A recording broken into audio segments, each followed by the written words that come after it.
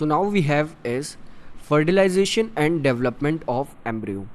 अब आपको पता है कि ये एम्ब्रियो क्या होता है, यानी कि एक तरह से जाइगोट एम्ब्रियो फॉर्म कर लेता है। अब बात करते हैं कि फर्टिलाइजेशन और एम्ब्रियो का डेवलपमेंट कैसे होता है। लाइक हमने देखा कि यहाँ पर अगर हम देखें इस जगह पर एक फीमेल ओवा प्रेजेंट होता है, और we can say female gamete present होता है ओवा यहाँ पर इस जगह पर। नेक्स्ट इसे क्या कहते हैं, इस जगह को हमने देखा था कि इसे कहा जाता है फैलोपियन ट्यूब। इस जगह पर हमारा फीमेल गैमेट प्रेजेंट होता है। मेल गैमेट यहाँ से एंटर करता है, यहाँ से एंटर करने के बाद वो आगे ट्रैवल करता हुआ जाता है लाइक दिस।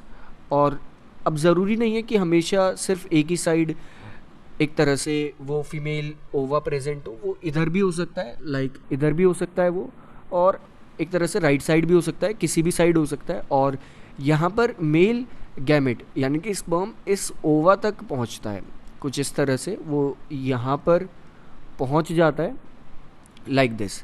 फिर जब वो पहुँच जाता है, आपने देखा था कि किस टाइप से वो फर्टिलाइजेशन का प्रोसेस होता है। फर्टिलाइजेशन का प्रोसेस फिर यहाँ पर स्टार्ट हो जाता है, और ये जो ओवा यहाँ पर प्रेजेंट था, ये ओवा से चेंज होकर अब इसका नया नाम हो जाता है, दैट इज जाइगोट। और ये जो जाइगोट है ये धीरे धीरे आगे ट्रेवल करता है, ये आगे बढ़ने लगता है। लाइक इसे हम यहाँ से रब कर लेते हैं लाइक दिस, और ये भी हमने यहाँ से रब कर दिया।